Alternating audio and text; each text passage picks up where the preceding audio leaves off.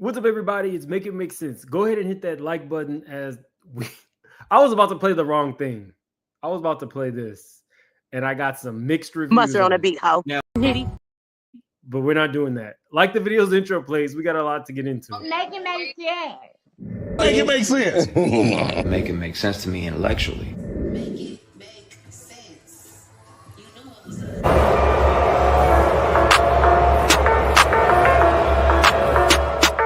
Big moves.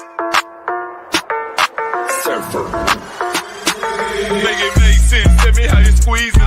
Make it make sense. Tell me about the things that you say. Make it make sense. Tell me about the things of your dreams. Hey, let me work out all the things in between. Make it make sense. Tell me how you squeeze it. Make it make sense. Tell me about the things that you say. Make it make sense. Tell me about the things of your dreams. Hey, let me work out all the things in between. Make it make sense.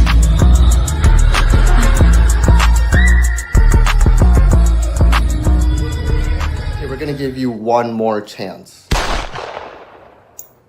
Okay, we're gonna give you one more chance. Okay, we're gonna give you one more chance. Okay, we're gonna give you one. We're gonna. Okay.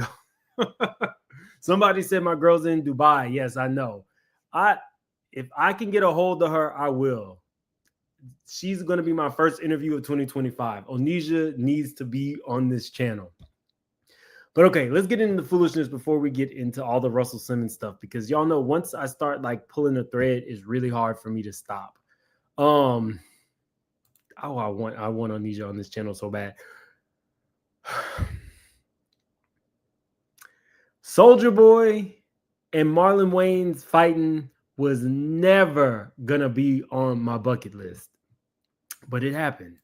Soulja Boy out of the blue went after Marlon. He said, "Ain't this you, F?"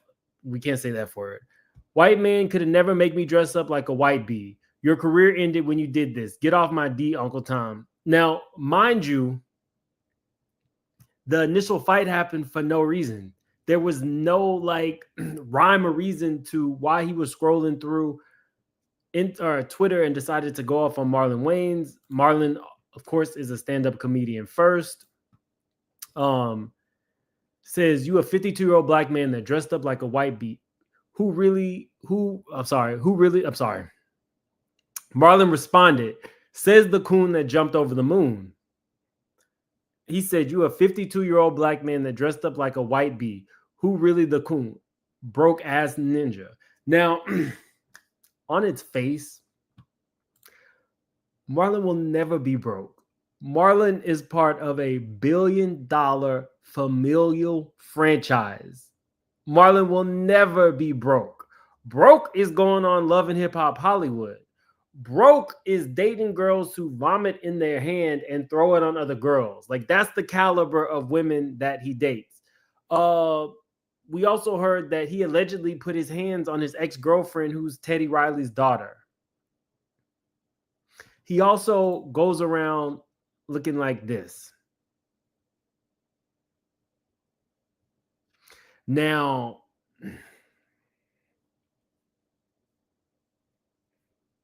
crack is whack. I'm not, I don't understand. Maybe he was on the slopes. I never really know what's going on with Soulja Boy day to day, nor do I really care. But I do like Marlon. So let's continue. Marlon says, I can't even read this. I don't know what he said. It's a M and it's a TED, little boy. Go sit your little ass down on some uncle lap and shut the.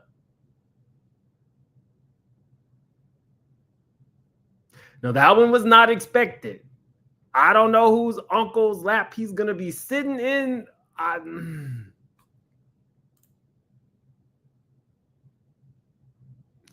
Is this his uncle?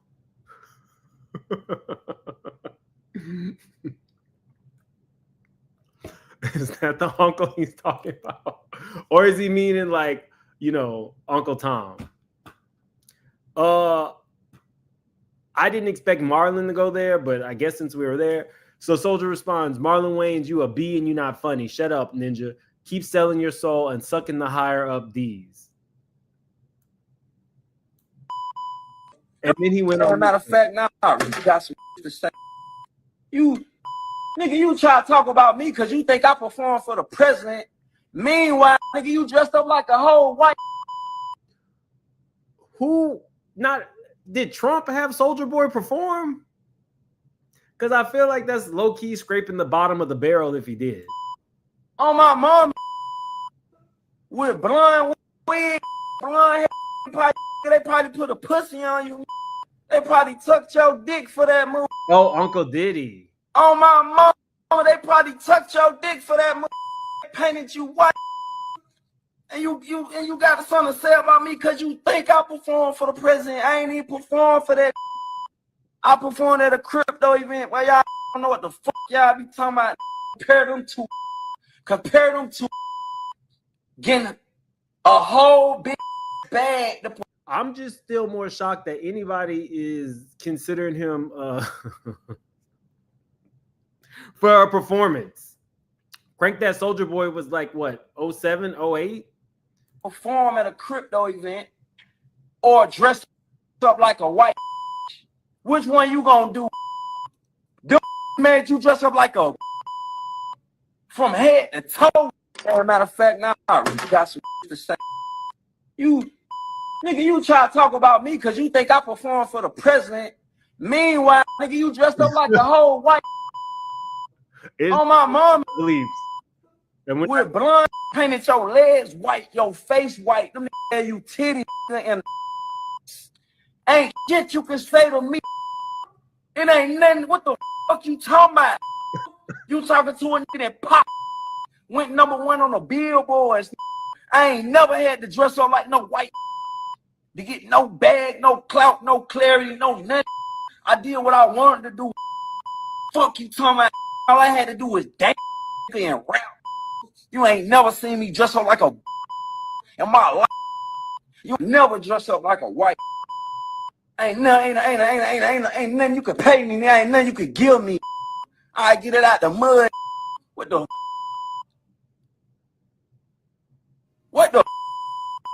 You done lost touch with reality, partner.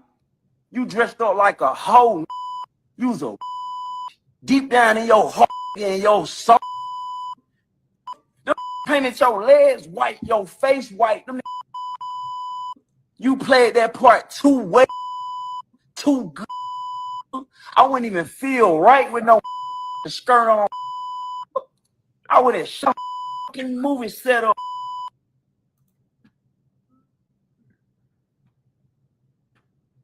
you couldn't even hear the last part of it. They just went ahead and cut out the sound.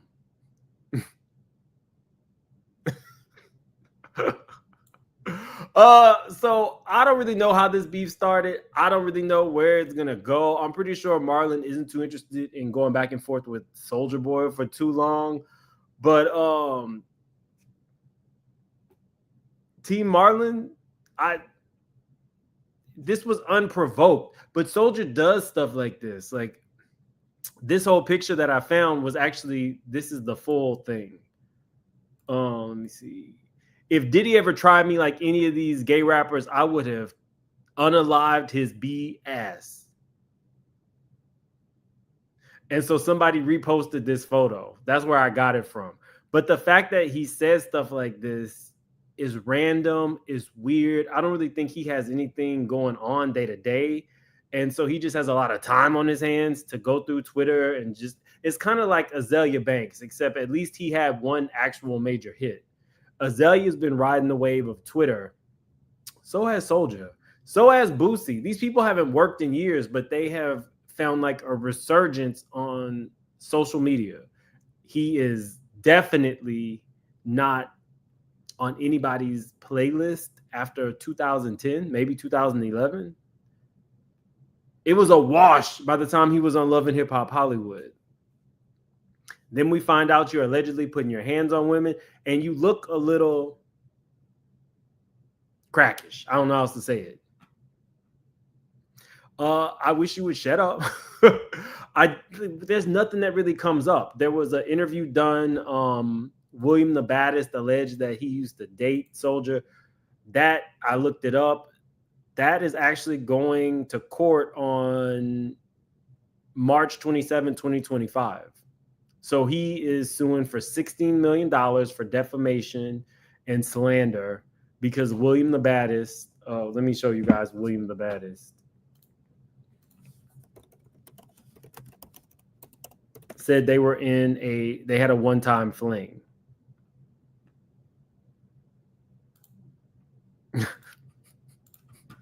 That's William the Baddest.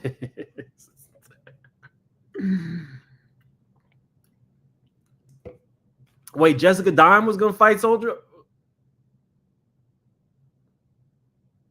Oh, what's up, Reddit? I only knew William the Baddest from that one season of Bad Boys Club on Zeus. I had no idea who this was. But okay. Let's get into some real stuff, y'all. So I'm gonna start with this. Let me take Soulja Boy off. I kind of want you guys to see the pattern and the way this works. I told you once I start thinking about something, I can't stop unraveling. So it says NYC Mayor Eric Adams reportedly told top officials not to criticize Trump and back deportation efforts shortly before charges were dismissed. Now, I read to you guys this whole lawsuit way back when it was filed. I mean, he had a sexual assault lawsuit, but he also had a lawsuit where they said that he was basically taking bribes. And they had receipts, they had statements. It was very thorough. So when I heard it was dismissed and they did an about face, it set some alarms off. Said Mayor Eric Adams conveyed an hour-long meeting with top commissioners and officials on Monday to clarify his administration's stance on key issues. Coincidentally, the meeting arrived shortly before it was announced that his fraud charges would be dropped. The session held at the municipal building followed confusion about city employees' roles and interactions with immigration and customs enforcement. Adams instructed officials not to criticize President Trump, avoid interfering with immigration enforcement, and trust his leadership in protecting federal funding for the city. The meeting, which began with Adams asking officials for feedback, saw some expressing concerns about guidance and ICE encounters. However, Adams urged them to stop complaining and focus on their duties, stressing the importance of avoiding public criticism of the president. He emphasized that his immigration aims to work with, not against, the federal government, aligning with his previous comments about collaborating with the Trump administration. This directive came amid criticism from politicians' opponents, such as Comptroller Brad Lander, who accused Adams of prioritizing a pardon from Trump over the city's well-being.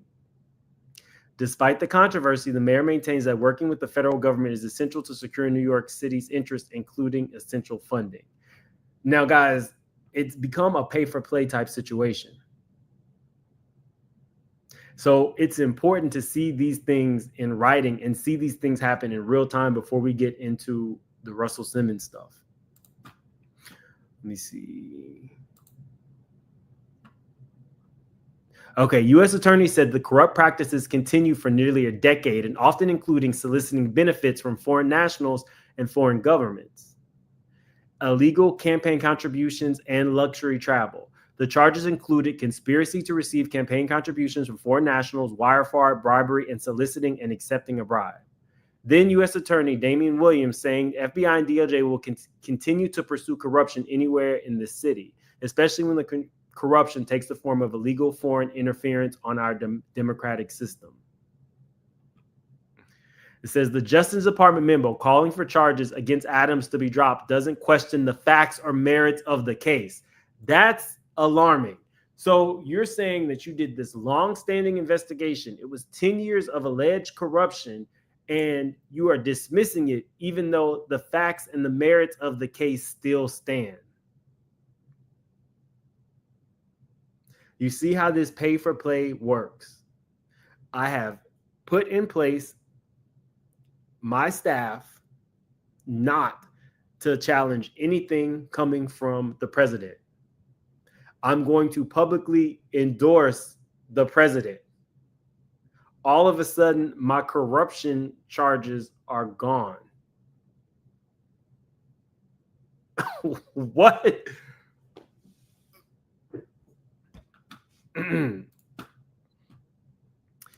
Instead, it lays out two political reasons for the corruption case to be dropped. First, it echoes an unsubstantiated claim that the former president, Joe Biden, and his administration may have used the prosecution to punish Adams, a fellow Democrat, for publicly criticizing Biden's immigration.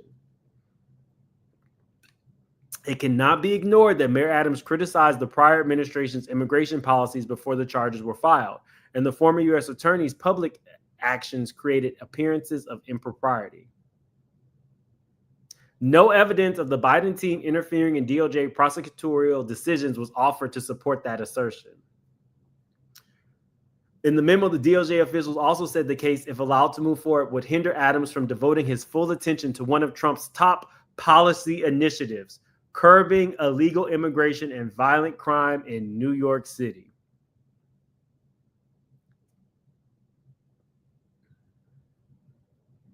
I know y'all are seeing this. I absolutely know y'all are seeing this. That's not even dots to connect. That's like a straight line. I'm going to be absolved of my public corruption because I'm willing to put the new president's plans in place. And that needs to be my focus, not my public corruption.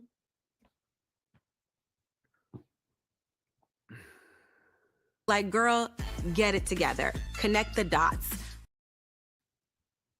Like, okay. So it was important for me to show you guys these things before we get into this. So let's move to Russell Simmons and let's start with Oprah. A few years back, there was a major documentary that was to be produced, executive produced by Oprah. She even helped secure the rights to this documentary that detailed sexual abuse allegations about Russell Simmons.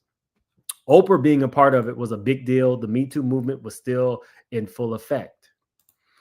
Let me show you guys this before we even go too much further.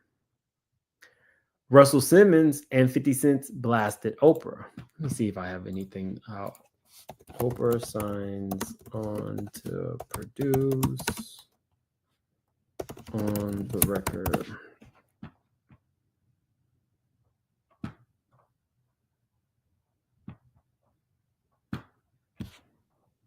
Let me see.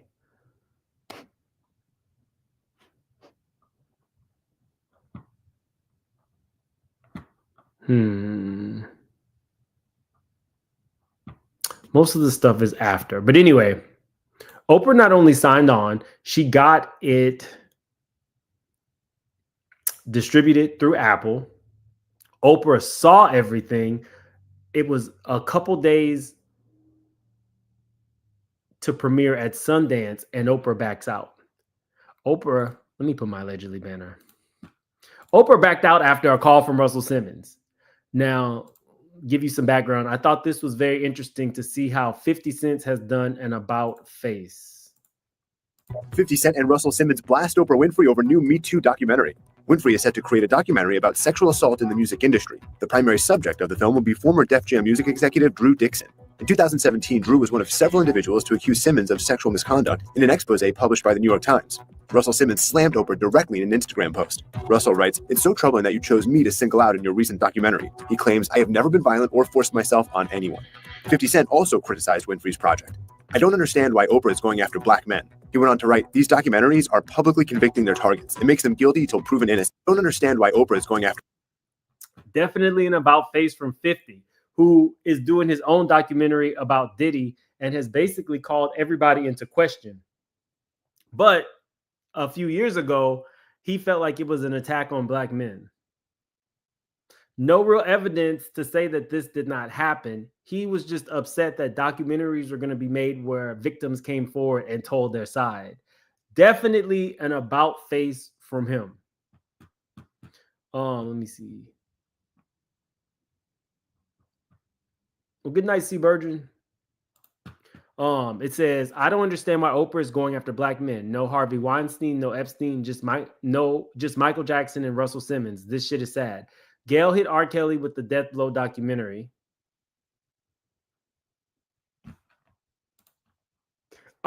it was blowing my mind when I'm seeing this from 50 Cent, because 5 years later, he's the documentary king. Yes, definitely like the video. These documentaries are publicly convicting their targets. It makes them guilty till proven innocent. Interesting, coming from 50 Cent of all people. After black men. He went on to write, these documentaries are publicly convicting their targets. It makes them guilty till proven innocent. The project is set to debut on Apple TV Plus next year. Thirsty for more celeb news? Make sure Ms. Hollywood TV says maybe he was saying she was supporting the white men doing the same thing.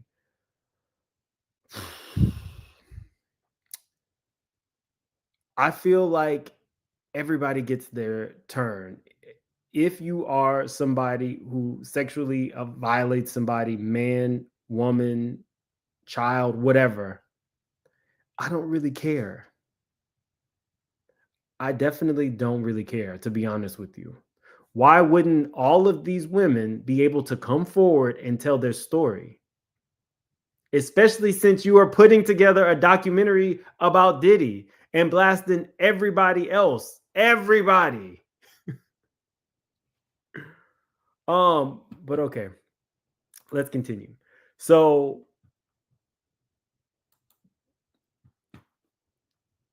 I can show you guys this one.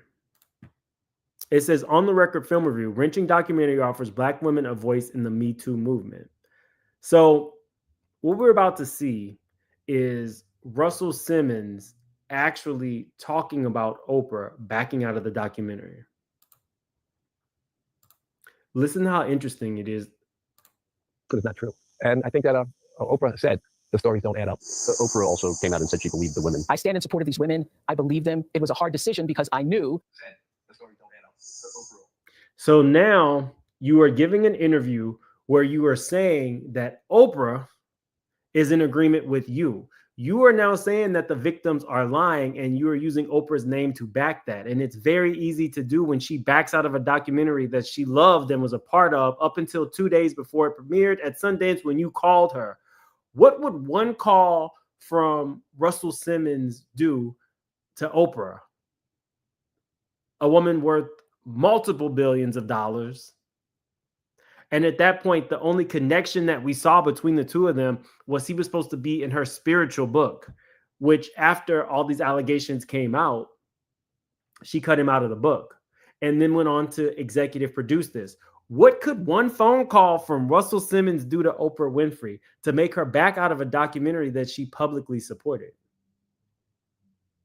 That Russell Simmons had started publicly pressuring me, and that me pulling out of the documentary was going to look like I was being pressured. How do you square the two? Well, she said she believed women, but if you want to call Oprah, I can give you her number. She made a movie about some women and then made it very public that she was making the movie and that she made the movie, and then she walked away.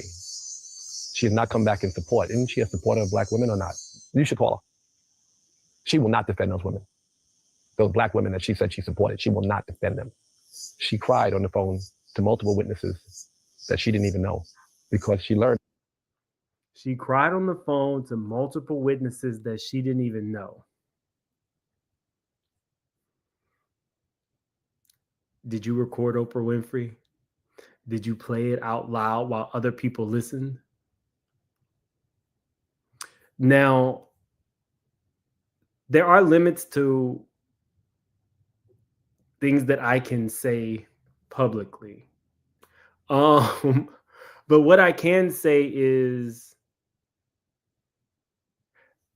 there are people who feel like Oprah's hands aren't necessarily clean, and that there are things that Oprah has done that has put her in conversations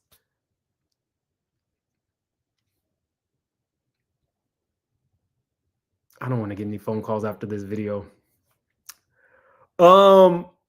Let's just say that Oprah's hands aren't clean. And there are people asking questions about Oprah. So hindsight is 2020. We have a few years ago Oprah backing out of a documentary that she was definitely a part of. She was executive producing this documentary.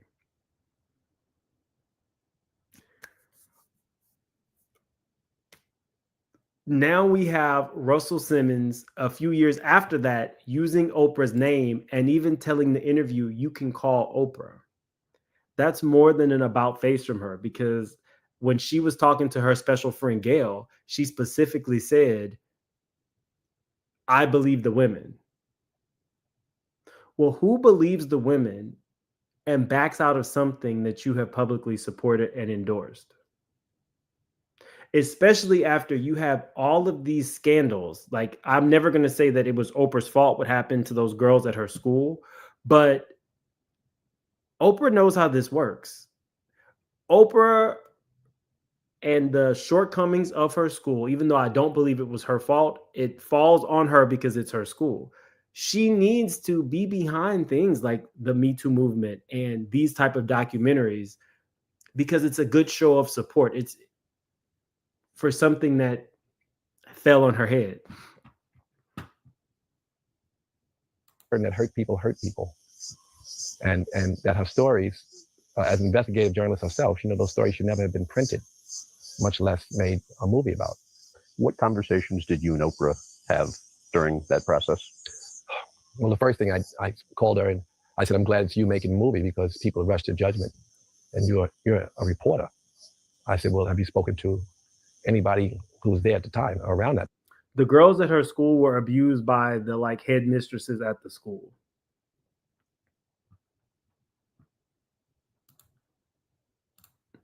Time. And then she called them. She studied them. She read their books. And then that's caused her to walk away from the movie. What she had said, just to be clear on CBS this morning, was that she felt more time was needed, and to make a whole the producers not about wouldn't. Me. She said to change it. She's going to change the whole thing. Is what she told me. She told them she wanted to change the entire thing to a documentary about men in general, about the whole music industry, and that I couldn't be a subject anymore because she had found too much contradictory evidence about the stories about me. That's not what Oprah said. That's at least not what she said publicly. She said she believed those women. And how do you say I want to scrap the whole thing 2 days before it premieres at Sundance with a lot of anticipation and buzz around it?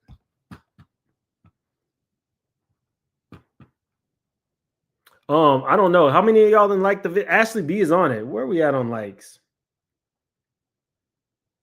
I do not want to get any phone calls. Y'all, we don't even have 1,000 likes yet.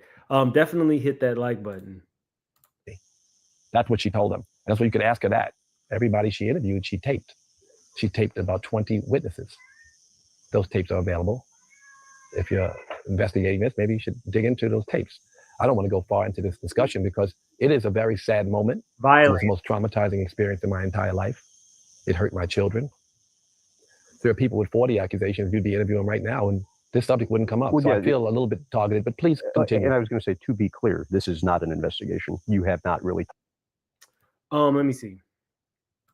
Yanni says, what kind of proof do these people have on Oprah? And what does her special friend Gal mean? Because it's like you're implying something. No, it's her special friend. They've been friends. She has a closer friendship to Gail than I would say to Stedman. I'm not implying anything. It's her special friend. Gail actually stayed sequestered for 2 weeks during 2020. We can't say the C word, in Oprah's backyard so that then she could go into the main house. I would say she's probably more invested in her friendship with Gail than her relationship with Stedman. But okay, Yanni. I can't really go too in depth on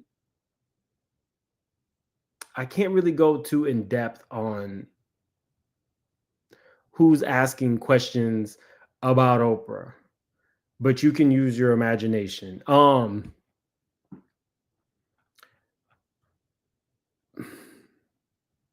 I can't really go too far into that, but no, I do not know. I do not know Oprah's sexuality, but I can say special friend. Damn. What did Naomi say? The girls are still missing to this day. Some of the girls are. Oh, I didn't know that. I know that some of the people were violated.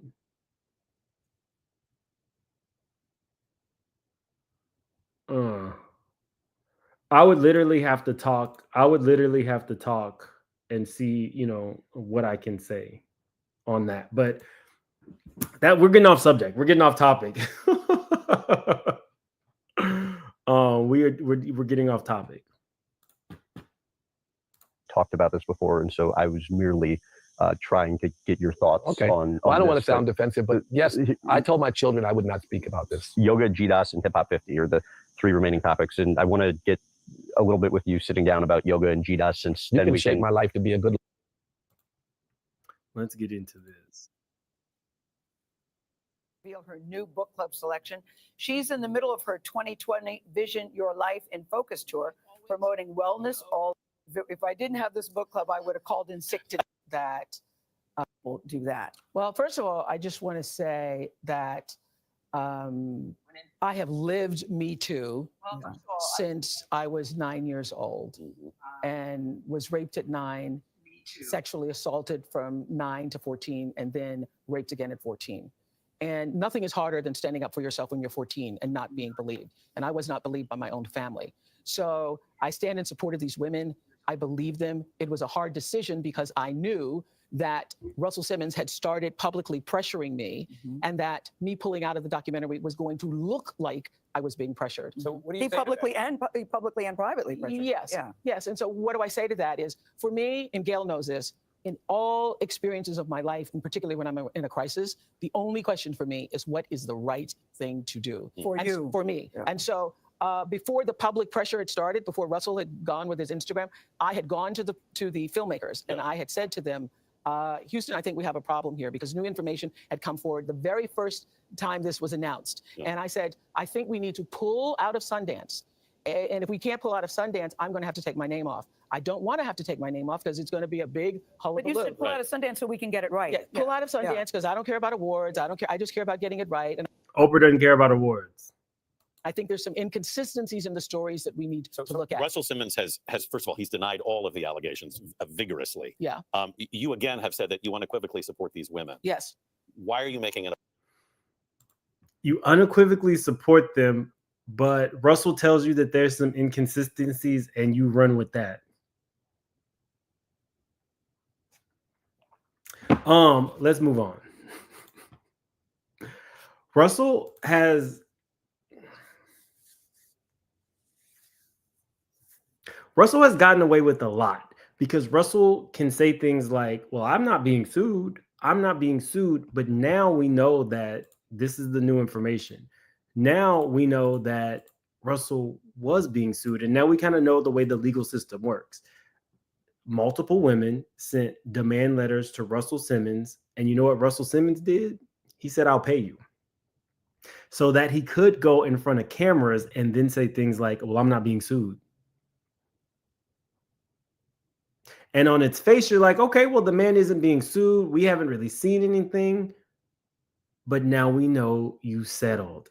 And the reason that we know you settled is because you defaulted.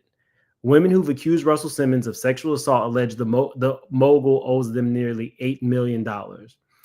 3 women who have accused Russell Simmons of assault say that the hip-hop mogul has failed to pay them their nearly $8 million to settle confidential agreements.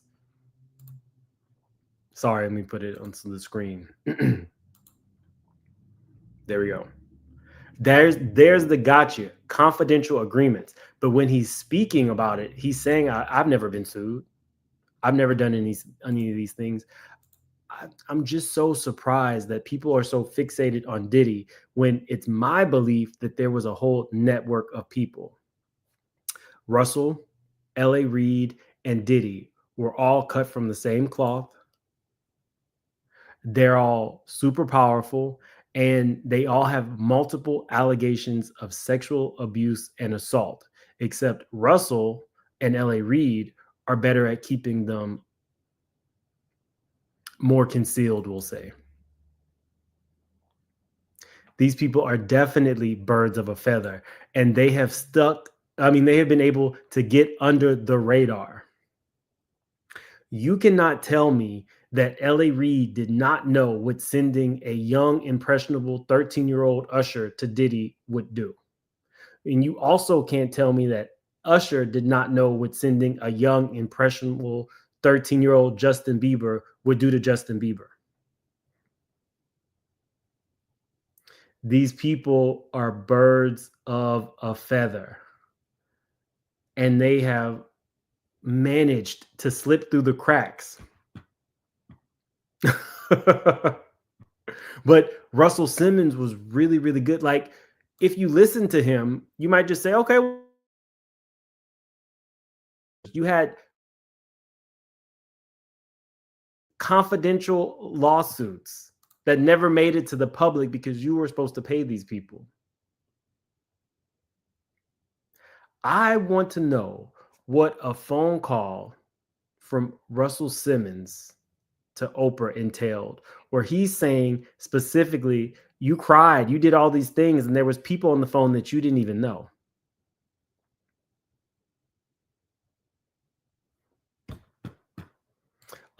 Let's move on to Snoop.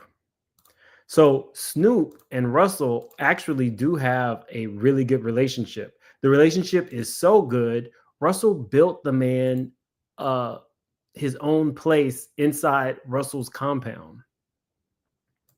Let me see. Hopefully I don't get flagged for these. Accepts you. She allows you the freedom to, like, move towards, a more conscious, awakened state. She does that. There's no doubt that Mother Bali is a healing place. So this is the Snoop Dogg villa. He was coming to visit me, and then COVID.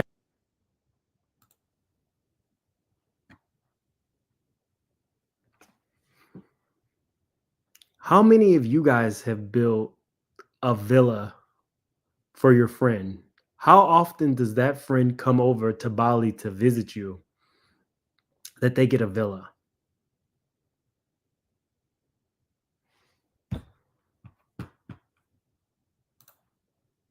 COVID hit, and then I realized he was only going to stay in my master bedroom. So I was like, oh, so I built this house. And this is what convinced me, after finishing this, to build a hotel. You owe 3 women a total of $8 million, but your friend Snoop comes to visit you so often and forces his way into your master suite. So a man who can't pay the victims can build an entire villa and then a hotel. To me, that says that they are friends. To me, that says that there is a pretty close connection. But unlike the other people, Snoop is not doing photo shoots when he comes over to. Snoop is not doing photo shoots when he goes over to Bali to visit his friend Russell. Let me not say special friend, because that might rub people the wrong way. But look, this is a real friendship. On its just. Who builds their friend their own villa? That has to be one close-ass friendship. So let's move on to Snoop. Snoop is one of those celebrities that you just kind of like. The Martha Stewart show, his catalog. Snoop, all he's known for is the weed and the music. Snoop, there's never really, after the whole Death Row Records stuff, there really wasn't any like fight in Snoop. Snoop was like your high uncle. Everybody loves Snoop. Snoop also does not get involved in politics. So we all know very recently, everybody was going at Snoop because he did that crypto ball, and that was for the inauguration or something. Sorry, it was a crypto ball. It was a cryptocurrency executive celebrated the inauguration of President-elect Donald Trump. This was an about face for Snoop. Snoop, let me see. Here we go. November 16th, Snoop Dogg explains why he didn't endorse a presidential candidate. There's been a change in Snoop's attitude towards Trump. The Compton rapper has finally given his reasons for declining to endorse a candidate. He didn't endorse Kamala. He didn't endorse Trump. He was vehemently anti-Donald Trump. So we do know that Donald, let me see. Snoop said he was not aligned with any political party. And Donald Trump pardoned some big exec from Death Row Records. But even after that, that was early in the year. Snoop did not endorse Trump. So what would the about face be? I think, and this is my opinion, that's why we're doing the allegedly banner. I think that Snoop and his affiliation with Russell Simmons, and maybe Snoop knows something is coming down the pike for himself. That's the reason why he endorsed Trump. But strangely, one more thing happened that really got me like thinking. It was Russell Simmons, who has said all kinds of horrible shit about Trump, now claiming that the Democratic Party is dead and praising RFK, which is a huge about face for Russell Simmons. Where is it? Here we go. Russell Simmons bashes Democrats in a post endorsing RFK Jr. Now, this was right at the same time of the inauguration.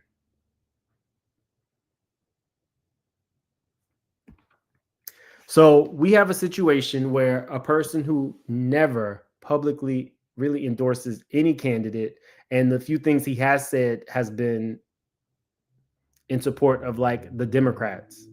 Now you are performing at something to celebrate the inauguration. Something was not clean in the buttermilk. And people can do whatever they want. People voted for whoever they want. That's not what I'm saying here. What I'm saying is it's an about face for Snoop.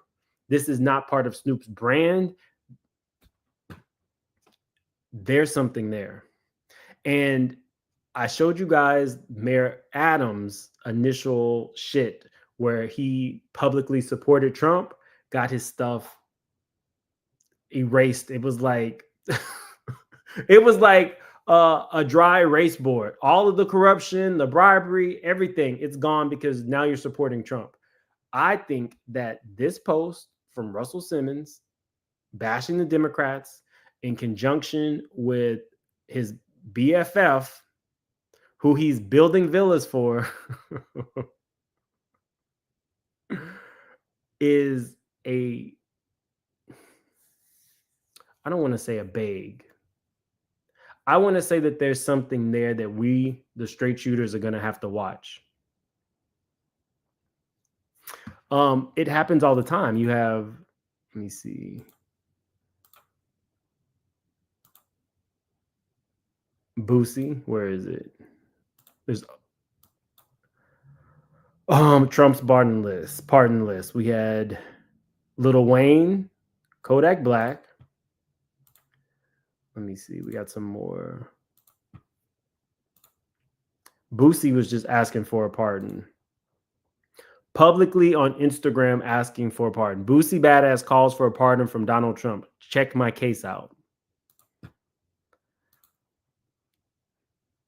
I'm not a political channel, but I am somebody who can kind of like piece together things pretty well. I can kind of see MOs. Rick Ross, Soulja Boy, Nelly, whatever. Snoop got the most heat because that was the one that people did not expect to see. Mom Life, thanks for the super chat. Mims, watch the documentary on the record. It's a documentary on what Russell Simmons did. I definitely have seen it. And I also went through the lawsuits, and I'm not quite sure what inconsistencies Oprah saw. In fact, I would challenge Oprah to actually give who says I believe the women and then says, but there's inconsistencies. If new information came out wouldn't you more likely just put a disclaimer like, since the airing of this documentary, this has happened? You don't typically say, I believe the women, but there's an inconsistency. That doesn't even make sense. Are y'all like, it's just so funny to me that because nobody really cares about Russell, he's like a little garden gnome. He's not like in the public eye. Nobody cares, but he's been able to really squeeze through the cracks, and I'm tired of it. Oprah too. Let me see. Oh, Sheeman, thank you so much for becoming a member. I appreciate you. Is the documentary on YouTube? I don't know. I think it's like HBO, right? On the record, where can you watch? Max, Hulu, Amazon Prime, YouTube Primetime subscription, the Roku channel, and YouTube TV premium subscription. You can watch it on any of those. It was a really thorough documentary. Also, a good documentary is the last documentary that was 5 parts about Diddy. That was a really, really good documentary. Passport Shogun says Russell is a legend. I do think that Russell's music career, in terms of what he was able to do as the head of these labels and the artists that came under him, is legendary. But do I believe the women who said that he violated them? Yep. Just my opinion, but yep. I think you can have a legendary impact on music and still be a shitty person. Not it was his humiliation ritual. A legend and a criminal. I want you guys to put in the chat, what do you think, if it is a case that he was able to successfully blackmail Oprah, what was the blackmailing of? What could he possibly have on Oprah? Let me see. Let's talk about this. Russell's been in the business for a very, very, very long time. Russell understands that all of these people, the Taraji P. Hensons, the ushers, going to Bali and taking these photos with him are a public endorsement of Russell Simmons. That's why the first thing he said when he was talking about Oprah was, you can call Oprah. Oprah cried to me. Oprah cried to me in front of people, which was weird, but Oprah cried to me in front of people. This man is unsuccessfully using his celebrity friends to steer the public in the direction he wants them to go. We don't care enough about him. He's just a little garden gnome. Nobody cares. But I believe the women. You think it might be some tapes?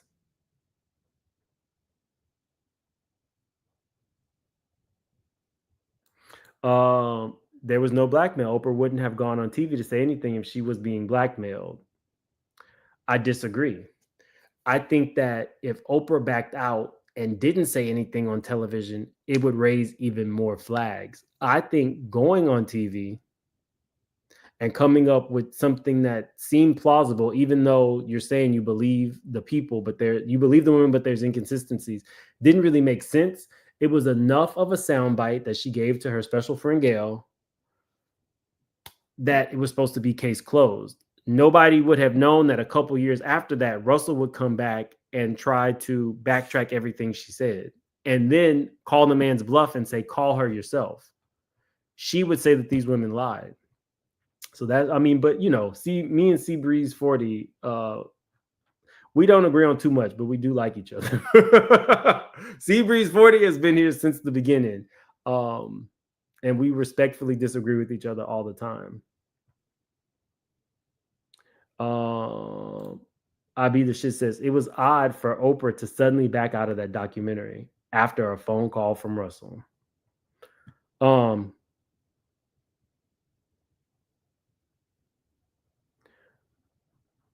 That's my question, Seabreeze. I want to know what was said on that phone call that clearly Russell has recorded that Oprah would back out. That's what I want to know.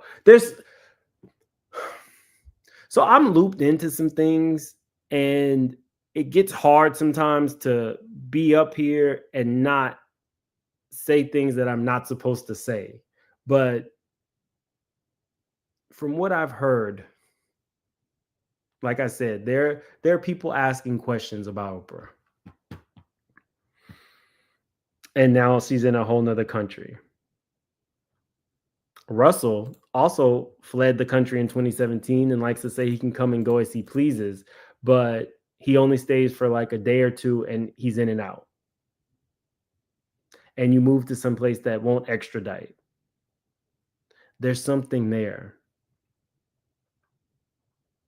Now he got Stedman on video.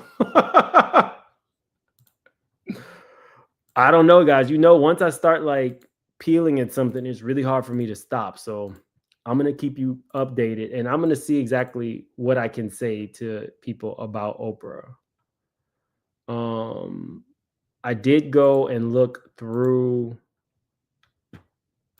He doesn't have too much in the Southern District of New York, but he does have court cases. He has multiple court cases. 116-2025. This is Russell Simmons. Tina Klein Baker, 116-2025.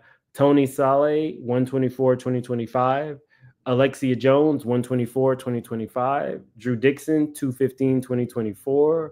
Sherry Abernathy, 10-2-2024. Sal Leigh Abrams, 10-2-2024. Wendy Carolina Franco, 10-2-2024. Michelle, I don't know. Who's Michelle Simmons? That might be somebody crazy. I don't know. But, you know, there's things happening. I'm going to look through these court cases and I'll give you guys an update later. Let's move to this. Diddy has another lawsuit. Of course, it's through Busby. Expect a large chunk of lawsuits to come out about Diddy and maybe potentially some other celebrities before the end of February, because that's when I think it's the ADA stops. Not Ozimpra.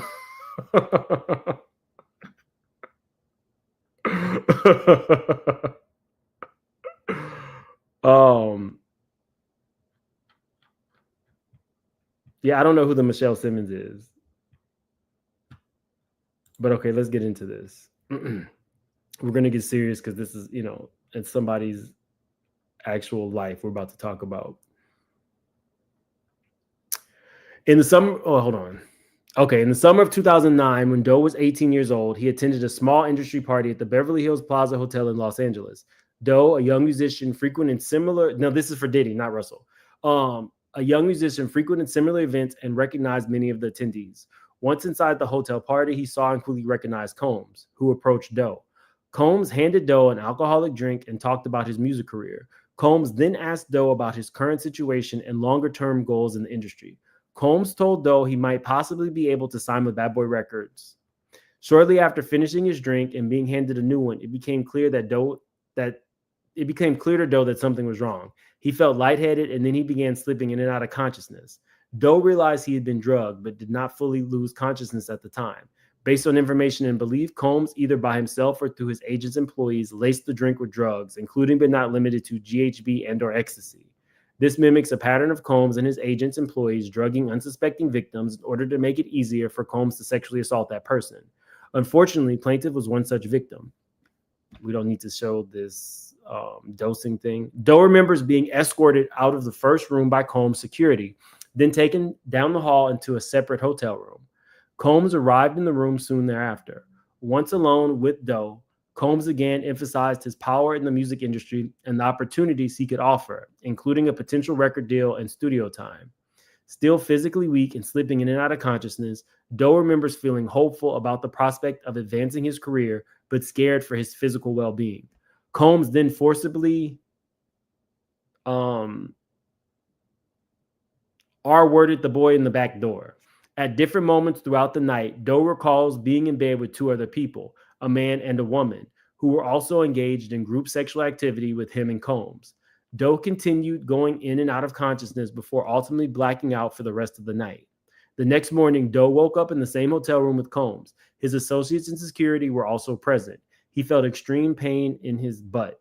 Combs asked Doe if he had enjoyed himself and asked for Doe's phone number.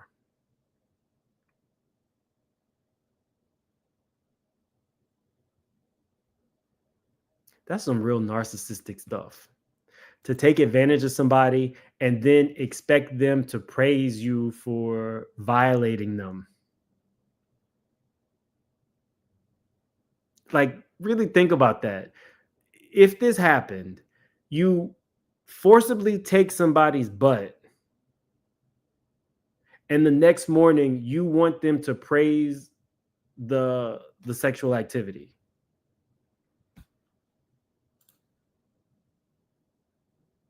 Wanting to leave as quickly as possible, Doe provided a fake number, gathered his belongings, and left. Upon returning home, Doe noticed he was bleeding from his butt and was still in severe pain. As a result of Combs' sexual assault, Doe experienced damages including pain and suffering, mental anguish, physical impairment, and emotional torment. The interaction continues to humiliate and cause shame on Doe. Further, this assault greatly affected Doe's passion for music, leading him to abandon his musical aspirations. The reality of the industry's dark underbelly, as revealed through his encounter with Combs, ended his desire and dreams to pursue a career in that world. Because of Combs' power and notoriety, Doe was afraid to immediately report what happened. The longer he waited, the more difficult it was to report.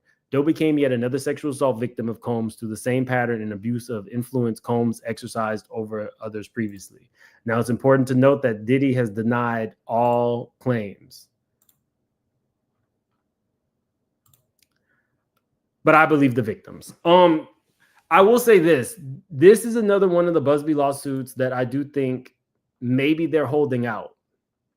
Some of the victims that I talked to say that the initial complaints lack a lot of specifics because that will come in the amended complaints, maybe if the person they're suing does not want to play ball. I'm hoping so because I don't know how many of the Busby claims will make it to trial because very few have like witnesses or, R-word kits, unless, the amended complaints are going to be a son of a bitch. I hope that these people's voice gets heard, but on its face, some of the Busby claims specifically are not very detailed. So it's like quantity over quality. So we'll see. We'll see. If you are watching this on the replay,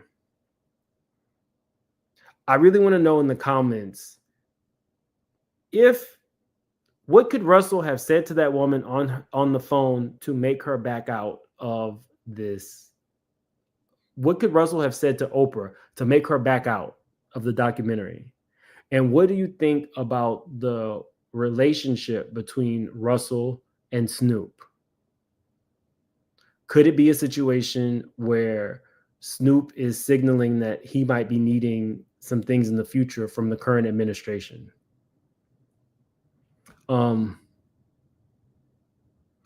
Anyway, I gotta run.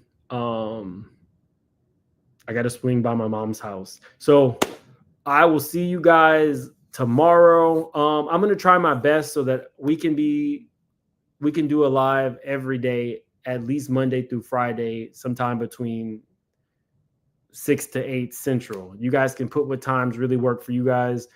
And I'll see you tomorrow. Have a good one. We'll end with this and I'll put this on my Instagram tomorrow. I got so many DMs saying that they can't find this. Mustard on a beat, ho. Yeah. Nitty gritty, you already know your girl is pretty. You already know gotta rep my city. You already know your girl get city. I don't need no pity. I'm just me. You already know I'm a G. So some girl turn to a freak. I'ma make it on top. I'ma just a chocolate drop. You already know I ain't never gonna stop. You already know I'm a chocolate shop. You already know what I'm gonna do. You already know gotta prove it to you. You already know that I'ma hold my ground. You already know I'ma put it down. Wow, 100. You already know I'm stunning. You already know what's good. You already know what's up. Good night, y'all.